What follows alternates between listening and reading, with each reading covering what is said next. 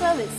పాలపిట్ట శుభాలకు విజయాలకు చిహ్నం. విజయదశమి రోజున ఈ పిట్టను చూడగలగడాన్ని ఎంతో అదృష్టంగా శుభసూచకంగా ప్రజలు భావిస్తారు. దసరా పండుగ వచ్చిందంటే జమ్మి చెట్టు ఎలా గుర్తుకు వస్తుందో పాలపిట్ట కూడా అలాగే గుర్తుకు వస్తుంది.